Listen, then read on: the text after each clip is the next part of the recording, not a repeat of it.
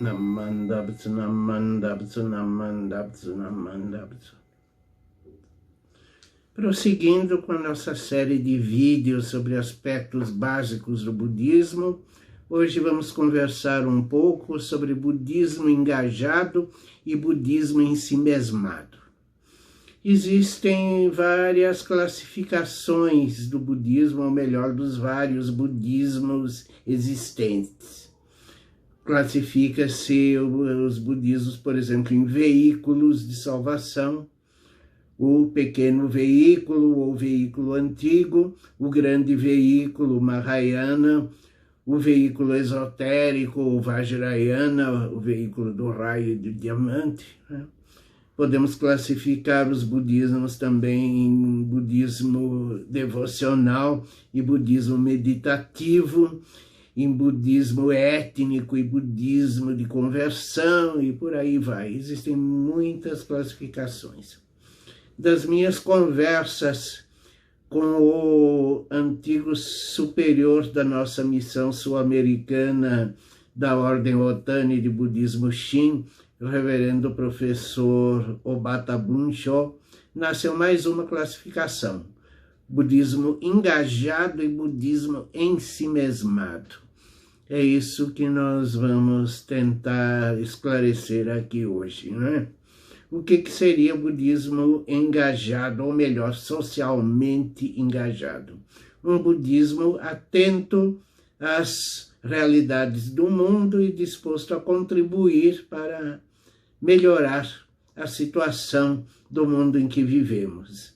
E budismo ensimesmado seria o budismo daquelas pessoas que não conseguem enxergar nada além do próprio umbigo, que fazem do budismo apenas uma prática meditativa, né, visando conhecer o eu profundo. Bem, até agora eu não sei dizer o que eles entendem por eu profundo, não sei o que é isso.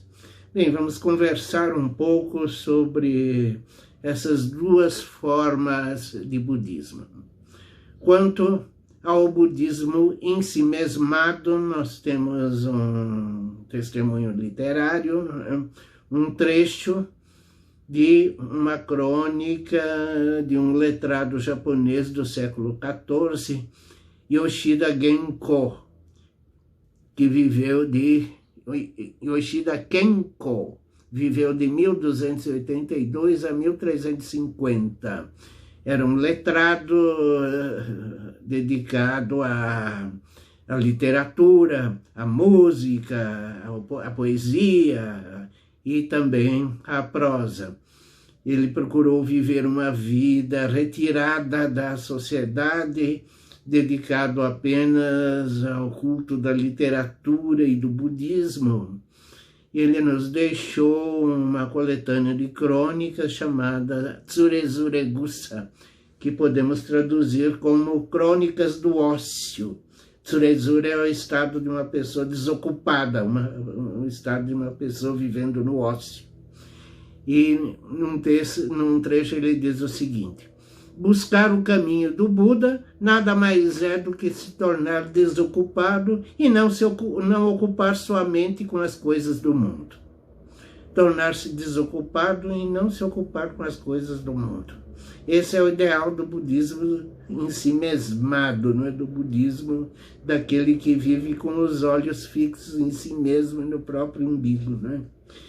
No budismo brasileiro existe muita gente que segue essa tendência, que vê no budismo apenas um método de autoconhecimento, de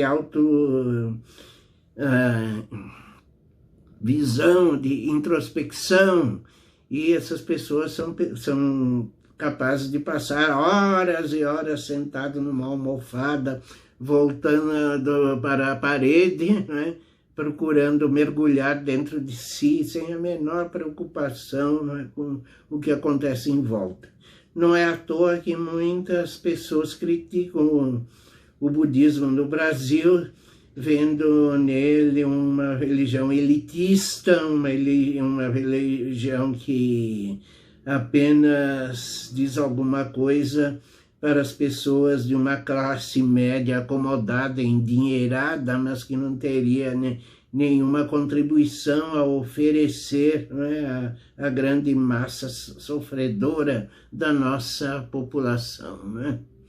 Às vezes até eu brinco, vendo certas pessoas mergulhadas em meditação, dá vontade de dizer, ela quer fazer o favor de se levantar dessa almofada e se dignar a olhar um pouco em volta de si, ver o que está acontecendo no mundo a seu redor, né? Tanto que essas pessoas ficam ensimesmadas, né? Mergulhadas, né? Numa contemplação de si mesmas, né? Já uma outra perspectiva, a perspectiva do budismo engajado socialmente ou preocupado com as coisas sociais, nós encontramos numa das cartas do patriarca fundador do budismo Shin, o mestre Shinran, que viveu entre 1273 e 1262. Numa carta dirigida aos seus discípulos, ele diz o seguinte: há que confiar profundamente no Nembutsu e recitá-lo tendo em mente as preces e os anseios do mundo. O Nembutsu, a recitação do nome sagrado do Buda Amida, Namo Amitabha, é a prática central, né, dos devotos da Terra Pura, particularmente do budismo Shin, da escola de Shinran. Então, o que o mestre Shinran diz nessa carta é que o Nembutsu, a recitação do nome sagrado, deve ser praticada tendo sempre em mente os anseios, né, do mundo, ou seja, os problemas da população que está à nossa volta, né, os anseios, os desejos dessa população sofredora. Essa carta do mestre Shinran foi escrita num contexto de guerras civis e perturbações da ordem social no Japão e também perseguições religiosas.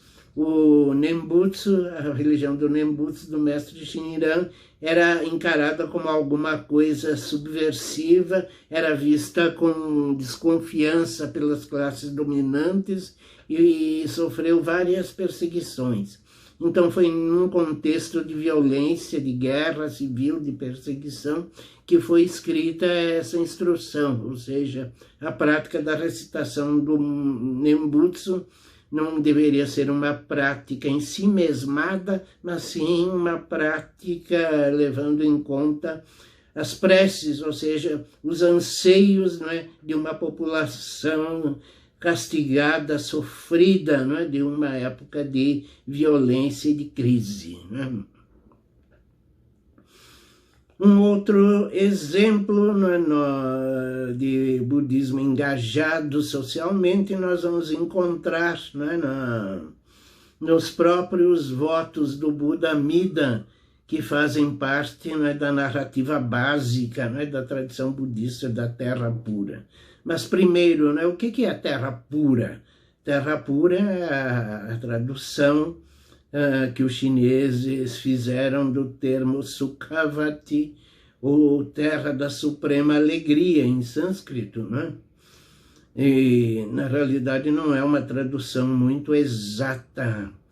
Terra Pura é uma expressão que nos dá a impressão de alguma coisa estática, de alguma coisa imóvel, né? E, ao contrário disso, é um contexto dinâmico, de alguma coisa em perpétua transformação. O professor Yamaguchi Susumu, da Universidade Otani, achava muito mais correto traduzirmos Sukhavati ou Jodo, para falar a palavra japonesa, por terra da purificação. Terra onde está acontecendo uma ação, uma prática de purificação. A Terra Pura pode ser vista sob três perspectivas: uma filosófica, uma utópica e uma propriamente dita religiosa ou cultural. A dimensão filosófica da Terra Pura. A Terra Pura seria o mundo ideal, o mundo real, o mundo que existe realmente, mas que nós não conseguimos discernir porque estamos tomados por uma grave disfunção cognitiva. O budismo diz que nós vivemos em estado de embriaguez ou de ignorância, porque estando com a nossa mente toldada por uma série de imperfeições e perturbações, como a ignorância, a cólera e o desejo desenfreado, não conseguimos enxergar as coisas como elas realmente são. A terra pura seria uma metáfora para o real tal como se apresenta, sem ser distorcido pelas nossas falsas cognições.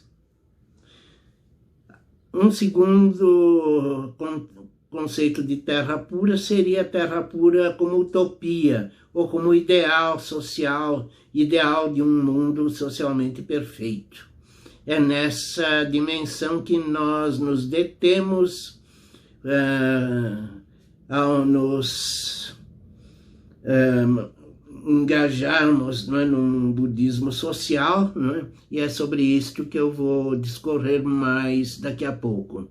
E, finalmente, a dimensão religiosa ou cultural da terra pura, não é? Seria a terra pura encarada como um possível destino póstumo, um destino após a morte, não é? Esta dimensão religiosa é que predomina, não é, na prática popular no Japão, não é, da escola da terra pura. Não é? Os japoneses costumam encarar a terra pura mais como um destino póstumo, como uma vida depois da morte, do que qualquer outra coisa. Mas vamos explorar um pouco, então, a maneira de ler a doutrina da terra pura como uma base para uma prática social. Nas escrituras básicas da terra pura, conta-se a história do Bodhisattva Dharmakara, que num passado remoto emitiu um voto, um anseio de se dedicar à salvação de todos os seres viventes. E ele formulou este seu voto de salvar os seres viventes, né, num longo arrazoado dividido em 48 partes.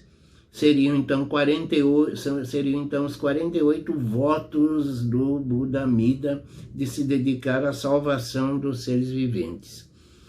O voto número 1 diz o seguinte: se, tornado eu Buda, existirem no meu país entes infernais, entes famélicos e entes bestiais, renunciarei ao perfeito despertar.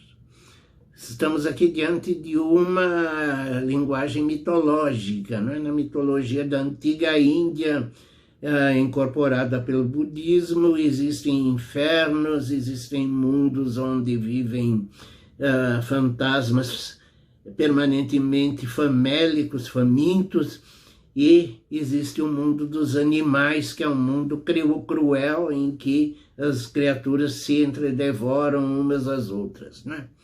Numa leitura social, esse primeiro voto pode ser encarado como uma descrição do mundo em que nós estamos vivendo hoje, um mundo marcado pela violência, pelos discursos de ódio, né? Pela ganância, não é? Pelo capitalismo selvagem, pelo neoliberalismo desenfreado, que não consegue enxergar nada mais além do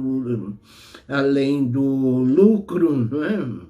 E, por fim, o abandono do ser humano, a satisfação dos seus instintos mais baixos, mais bestiais, né? Vejam os casos cada vez mais frequentes aí de assédio sexual, de agressão às mulheres, né? Isto pode ser tomado como o principal motivador, não é, da descrição mitológica, não é, dos entes bestiais ou dos animais, não é, entregues à escravidão dos instintos. Então, o que este voto número 1 do Buda Amida nos diz é que enquanto existir violência, enquanto existir guerra, existir opressão, existir discriminação, existir ódio, existir ganância, existir exploração do homem pelo homem, existir um abandono do ser humano aos instintos bestiais, ele renunciará ao perfeito despertar, a se tornar Buda. Saltando, vamos ver o voto número 3. Se tornado eu Buda, os seres humanos e os deuses de meu país não forem todos da cor de ouro, renunciarei ao perfeito despertar. A cor do ouro, no simbolismo alquímico, adotado também na linguagem budista, é a cor solar, é a cor da perfeição.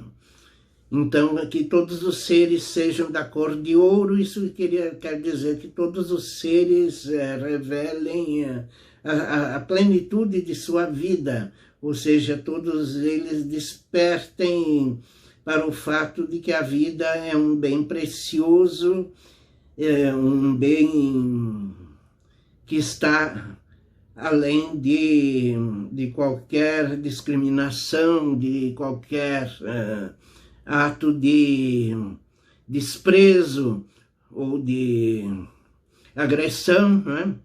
E as distinções sociais não devem prevalecer sobre o conceito de que todos os seres são iguais, todos os seres são iguais, todos eles têm a mesma vida preciosa e insubstituível, né?